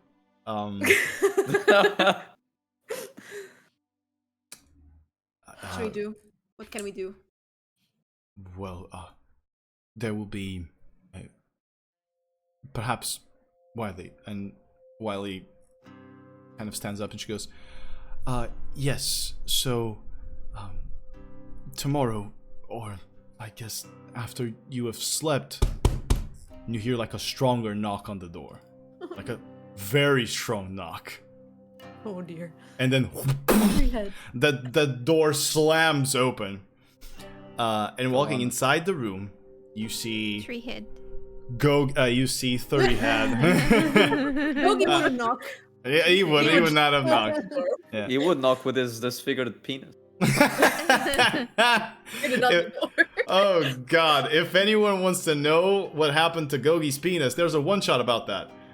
Well, not about this penis, but it No. tells the tale of how it That happened. kind of became about his penis. Yeah, it kind of became like the central theme. Anyway, or theme. You see 30-head walk in, covered in black ichor and blood, with a tentacle just hanging from his shoulder. Just like a loose, dead, pale tentacle bleeding, hanging from his shoulder. Behind him, and walking inside the room quickly, you see a man and a woman, which you have not seen, which you have all seen not too long ago, in a nightmarish illusion. You see Berdem and Amelia, Emily's parents, walk inside the room and immediately run to hug their daughter. No. Emily is just shook. And a little bit still thinking about unicorns, so she can't really process this yet. As you feel their touch, Emily, I don't want to perturb you. You have 2 insanity points, however, right? But thanks to Hasdral, the shell was cracked. I would ask you, how do you think Emily feels at the touch? She's very confused because she is thinking that it is not real. She just saw them in a nightmare that felt very real, but then it was shattered, so it wasn't. So she is just thinking that, okay, this will also be shattered. So she's gonna legit turn to her friends and ask, are they here? Yes, daughter, we're here. Yeah. And you see Amelia kind of hold your head. We're here. You're alive. We haven't heard you of you in so long. And you see your dad kind of like, he stands back up and he goes, that's my daughter. Oh, Warriors and Dragonborn and blood, and she's right here. Hasdral feels a bit iffy inside that he in Emily's illusion he put his harpoon straight through his dad's her dad's head, and he starts like scratching his neck. As kind of Amelia's holding you, Emily, if you will just allow a moment, we'll go back to you. Berdem immediately goes, extends his hand towards Haj, and he goes, nice to meet you, name's Berdem. I know Hasdral, and he gives him a firm handshake. Then he goes to Violet. Berdem, nice to meet you. Violet, and I squeeze his hand. He squeezes it too. Stronger than you know. Nice. It's not a limp handshake. Stronger than you'd expect. And then he goes to Vesper. Berdem, nice to meet you. I'll shake his hand. Vesper, pleasure to meet you for real this time. You are my daughter's, Thury had, well, he couldn't explain very well. Then again, he's not very good at explaining things from what I understand. Emily never was too, so I don't blame him too much, but you're her friends, right? Yes. Hush turns to He turns to himself. That's because I'm turning to my character. I get confused. Hush turns to Threehead and says, he did his best. Are you hurt? How are you? I'm good. Mission was accomplished, I would say. So I think I'm good. And in this moment, as this whole happens at the same time, Amelia holding your face, Emily, she goes, Are you alright? Do you feel alright? I don't feel alright, but I'm doing much better now, knowing that you're safe. Oh, it was awful. Awful, daughter. You're going to have to take notes. I think this is good for one of your stories. It was the wackiest, freakiest thing. And as she says that, you see flying inside the room, just starting quickly, this little ball of color. You see purple and blue flames that glow around her as little black and ashen winged fairy wings zip around inside the room, stopping near everyone's faces. And at each one she stops in, she goes, "Hello, I'm Tuna. Nice to meet you. The big man told me that you were also nice and powerful and you could do magic like me." And then and immediately after, like, this little fairy is like zipping around, zipping around everyone. You hear a voice coming from the door. "Tuna, these are lords and ladies like us. You have, to do those things." As a halfling of short brown hair, wearing a black coat with this kind of soft, almost fading jaguar pattern at the edges, walks inside. And the little fairy goes, "Oh, right. Lady Tunalasia Meadow Falls, very pleased to meet you." Hi. She suddenly changes. Got so many emotions. Yeah. I'm so crying. Yeah, me too, man. Me too. I wasn't expecting this. I don't know this, right? You don't know who. Well, none of you have ever seen Tuna. Or none of your characters have ever seen Tuna. But for anybody watching, Tunalasia Meadow Falls was Mizzy's character from the first campaign we did in My World here, and Chagrin, the halfling that is with her, was Fish's character. And as kind of she greets all of you, she places her hands behind her back and she's just looking, and as Chagrin kind of walks into the room, she floats on and drops on top of Chagrin's head. As you hear Wiley kind of from the back of the room, watching this like myriad of people just fucking walk inside her living room, she goes, "Thurihad, care to explain?" And immediately as she does that, Tuna jumps out off of Chagrin's head again. She goes, "I will. The big man speaks very slowly. I don't like it when he does that. So pretty much, we were in Mogrand, and then these guys with tentacles, ooh, spooky, came around and people were screaming, and then we saw this big guy fighting, and he had some friends, and then a tavern was set on fire. Totally not me, by the way. But those tentacle guys died, and we helped, and then we talked to the big man and asked where the tentacle guys came from, and he mentioned from a portal. And I can close portals because I got stuck between the Cinder Skies barrier and Eardam, where I come from. I come from Eardam. And so I thought I could help. But then Zizzy didn't want to bring Syndra into this because she's been having issues with her abilities, and so only Chagrin and I came, and we're here to help." And Chagrin kind of steps in. We've fought things like this, a bit different, but I think they come from the same place. A portal opened, and this horrible creature came through. It was tough to kill, but we did it, obviously. But who the fuck are you? Lady Tunalasia Meadow Falls. And Chagrin goes, "I'm Chagrin." Hush says in a very conflicted tone, like you don't know if it's a relief or this. He says, "Oh, why Dolgar's name?" You said that the tavern burned down? Amelia will go, "Yes, daughter, we were outside of it, but the things were all inside, and the big man was carrying me and your father."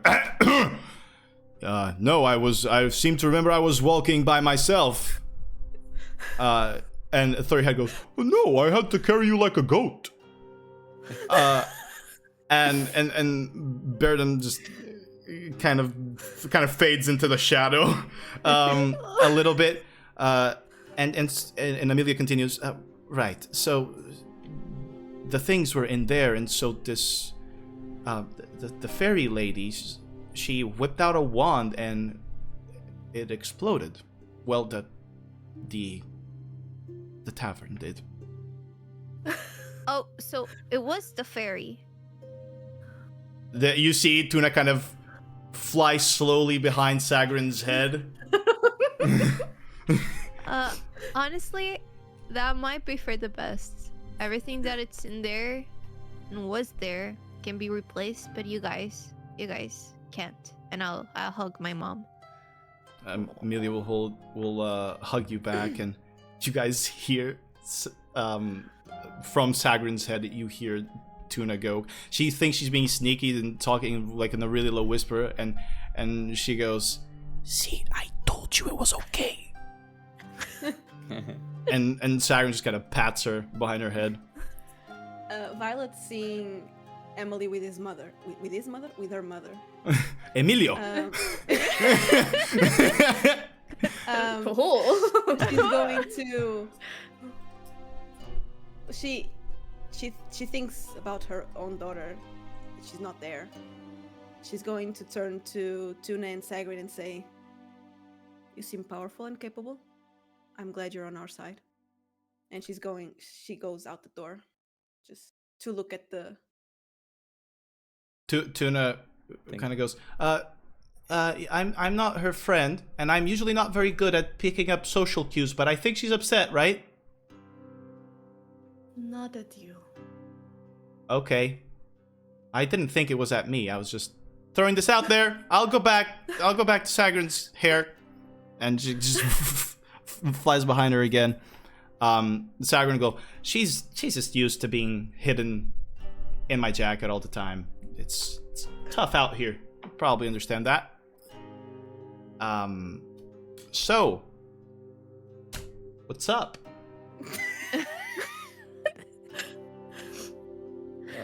You said you can close portals.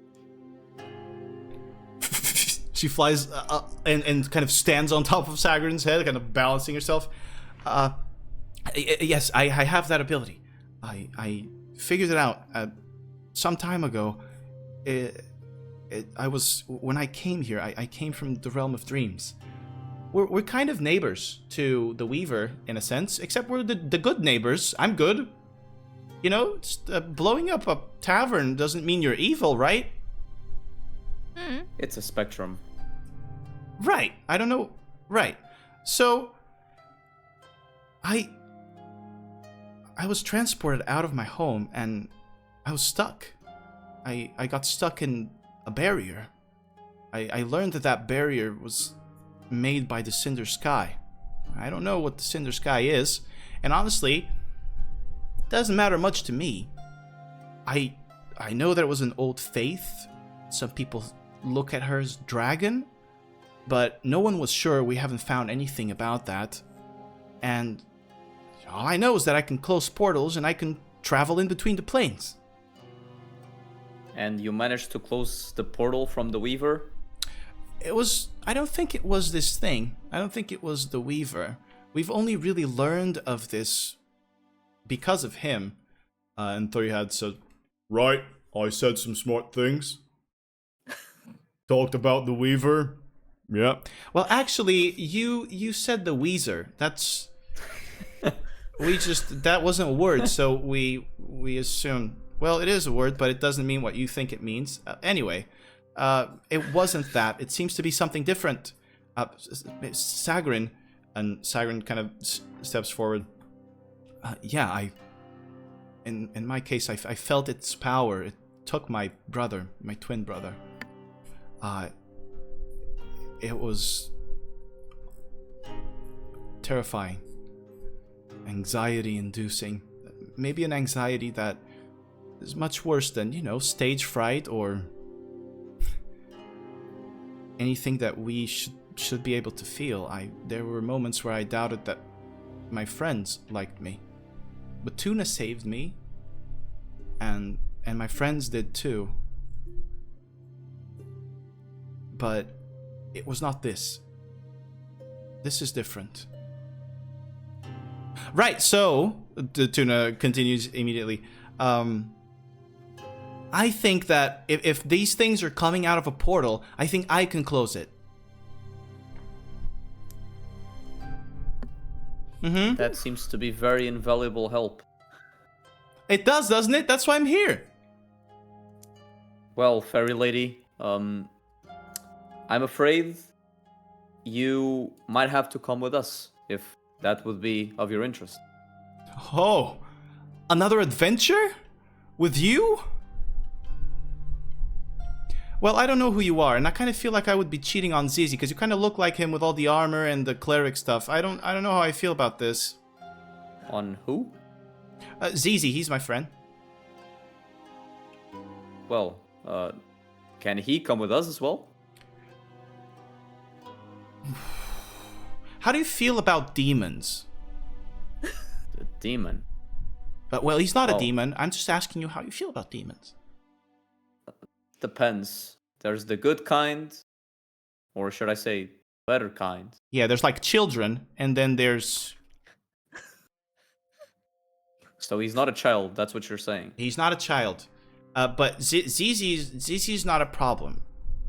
And I don't even know if that thing's a demon, but Syndra's having a bad case of... man. Sagrin? Sagrin goes...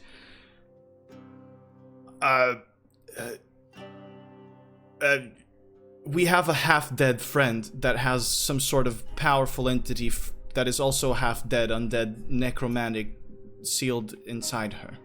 And she can't quite control it, and it has choked me before. I would like to also say that I am not into choking. It was not fun. Well, is he doing all right at least? Yes, Zizi is, but Syndra isn't. Syndra is the one that has the thing that probably it wants to it chokes people and then it shoots out magic randomly, and people don't like it. And we haven't found what's happened to it yet. We don't know how it works, but it seems like she gets more powerful when she eats people. Like, he eats their souls. It's pretty creepy. Yeah, I don't know. It's dangerous. Imagine she wants to eat somebody's soul here. We didn't bring her. I mean, I think that was pretty wise, right? Yeah. Well, yes. But in any case, would you two be all right with coming with us, since the entire times require dire solutions? Maybe. We'll see. I don't know. You know, I have to think about it. I'll think on it. Sagrin goes, "How much exactly will you pay?" For the averting the end of the world? Well, Sagrin, if you don't do it, we all die. So Yeah, I'll think about it. I mean, if they win, there's no more money. There's no more money on your account, on anyone else's accounts, but on yours. Sheesh, do you actually have a bank account? You're killing your money, brother. He takes out his trident, like that is still flashing, like still. How do you say like shining? Yeah. Yeah. Yes, indeed, maybe. As you do that, she flaps her coat. You're not the only one with a little shiny thing of the gods here. Huh. Which god do you pledge alliance to? I pledge my alliance to the god of money, which is the money that I have inside my bag right now. But this thing right here, this is the Sal's artifact. Zizi told me.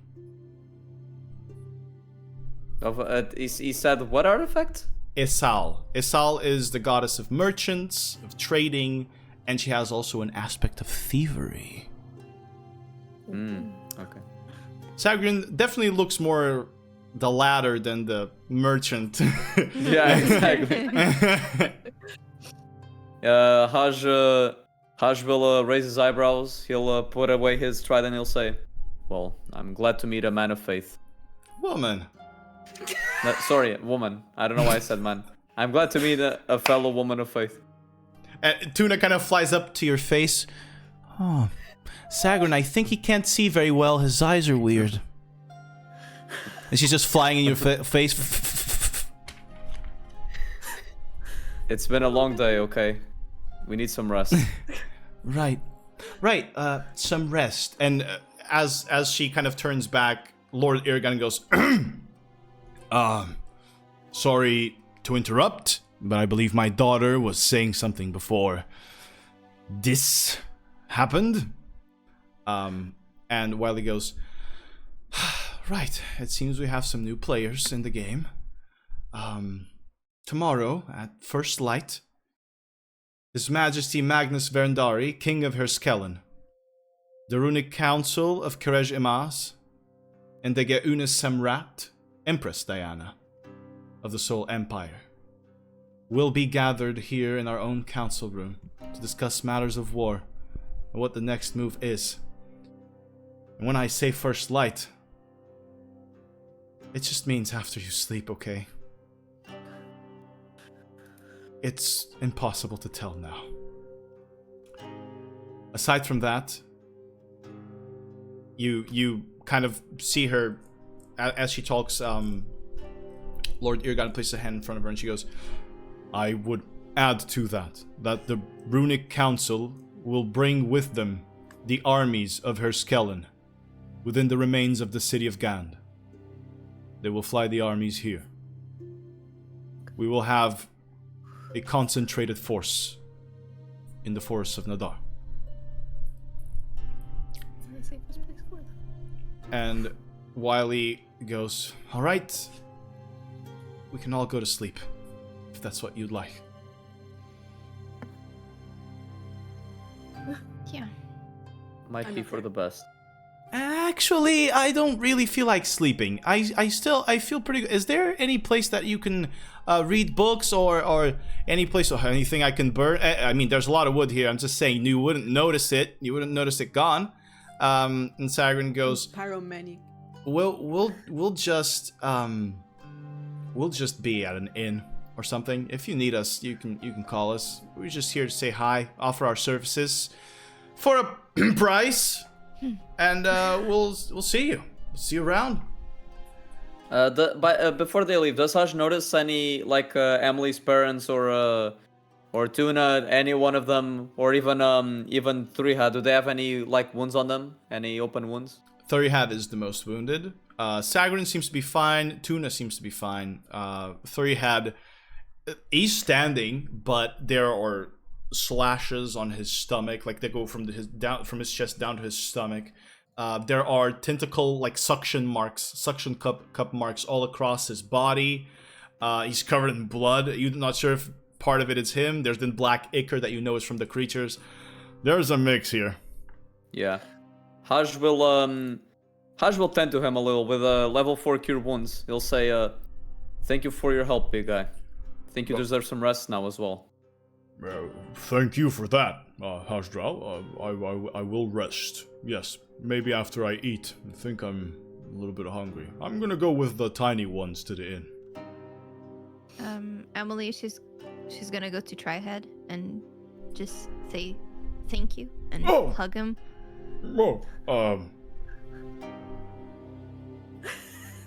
He places his hands slowly around you, and you kind of feel like your head disappear in his arms. Haj will smile softly, and he pats Threehead's shoulder. He knows he's a big guy, so he'll pat it with a bit of force, like he would pat it like a strong dog, Good boy. Yeah, exactly. He squeezes you a little bit, taps you on your head, and he goes, "It's all right. You helped me, and now I've helped you." Good. He's a good man, that Threehead. Not a smart man, but a good one. Exactly. So, if you would all like, you may go to your sleeps. Amelia and Berdem will stay with you, Emily, if you want, or they will leave if you want. It's up to you. No. Here. They stay here. All right. But you may mark your long rests already, thus completing fully your level ups.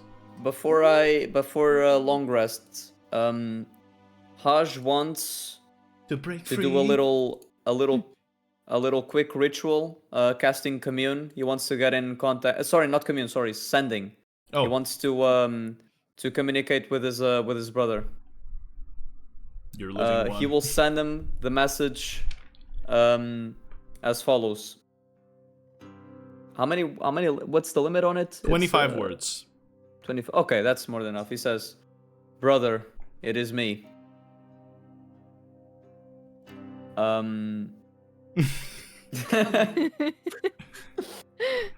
There have been awful attacks. I hope you and Mother are fine." And that's it. He'll send it. You wait.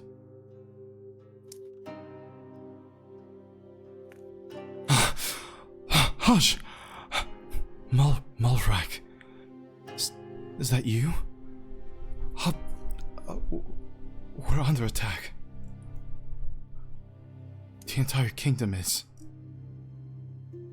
We're safe for now. The armies are protecting us. But there's something out there. Please stay safe.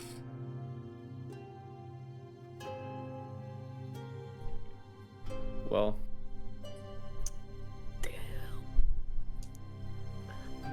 That even if I wanted to get in contact with him again, I literally have no. I mean, I have a 4th level.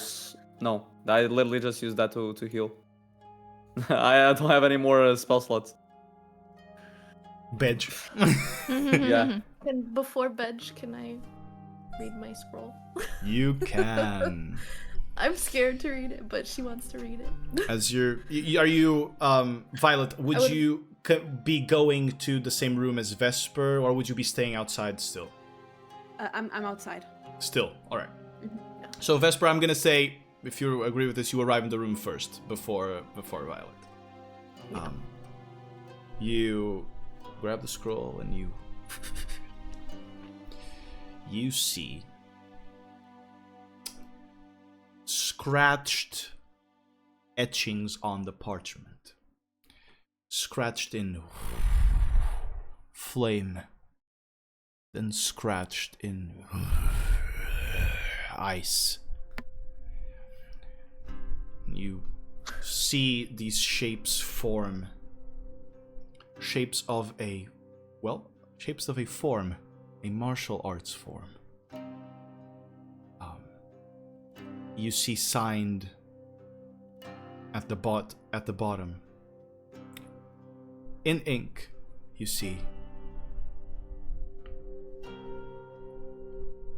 "My hope lies with you," with Master Hiskara's signature. The form that you read there projects into your eyes, into your brain. Would you be so kind as to add the feature to Vesper called Aura of Ajagar? Aura of Ajagar. Damn. Yes. I don't know what it is, but it's cool. Oops. I'll find it. There it is. Add. Want to read it to us? Yes. Aura of Ajagar. Fickleness of fire. While within 10 feet of an allied creature, you can use your reaction on their turn and spend 2 key points to have them move an additional 15 feet without causing opportunity attacks. If an ally moves this way, you gain the same benefit and may move on their turn. The second is Certainty of Ice. While within 10 feet of an allied creature who has become the target of a spell or magical effect that requires a saving throw, you can use your reaction and spend 3 key points to absorb it with your key. You make the saving throw instead. This doesn't work for spells that don't target creatures, like Fireball. Dang. Damn. Cool. One of the top techniques of the Ajagari Temple has been passed on to you, Vesper. Carry its legacy wisely. And in that moment, Vesper will just cry. Everything just out. All of the pent-up emotions from everything, just she lets it go. So, you wait for Violet. Emily, you are in the room with your family. Ajral in his room by himself. The only one that sleeps alone tonight. But before we go to that, Violet, you are outside. How outside are you? How deep do you venture into the city of From, or are you just staying outside the house? I want to ask, is the the big tree, the center tree, is it accessible to us? It is. I think I want to go there. I'll just when I leave the room, I wander around, and somehow I end up on the base of that tree. Do you wish to go to the Sanctuary of the Root? The Temple to Meadref here in From? Yeah. Is that the root of the tree, or the tree root that you're looking for? Yeah.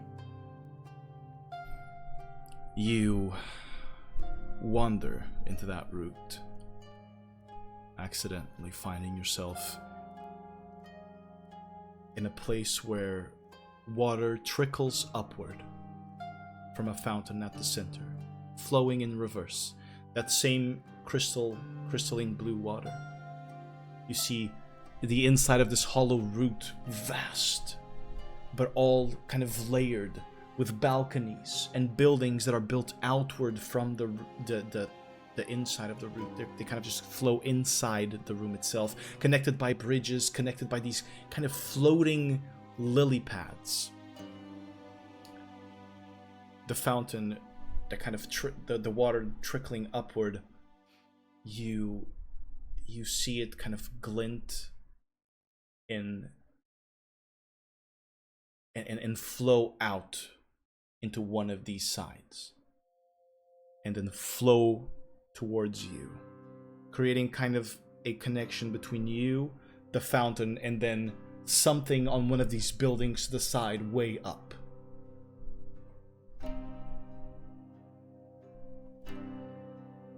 I think I'm going to put myself on my knees in somewhere, comfortable. Since this is a temple, I believe there is a place. There is. This place is not like a worship place, but if you try to climb up and follow kind of the direction of the water that is trying to guide you, maybe you will be able to find such a place. This is the entrance. I think Violet just wants a comfortable place just to sit down and take a deep breath. There is a bench by the fountain of water. She sits down and starts to talk to herself, but not really to herself, but with her goddess. It's weird that I never felt this way before. I was always so sure where to go and what to do. And now that I'm without her, every day I feel more lost.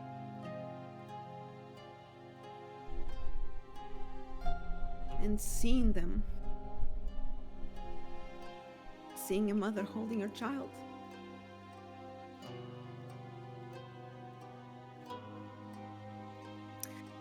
I dream of that moment every day.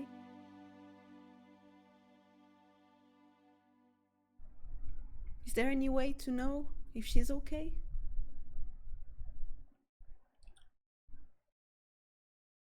You hear kind of the sloshing of water.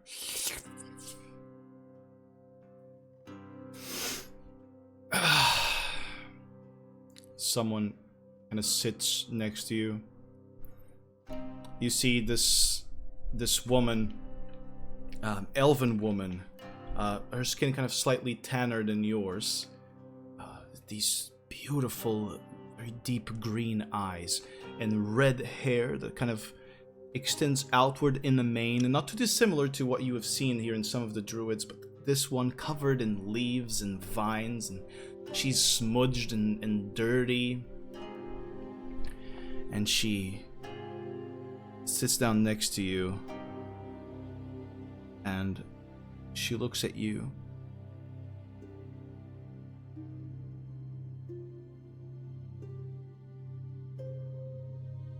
There is only faith, Violet. Faith that she will be fine.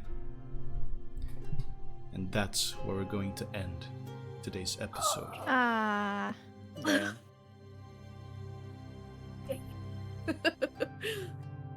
We're getting close to the time, and if I move into the next section of what you guys are going to do, we're going to extend forward, and we've been extending for the last episode.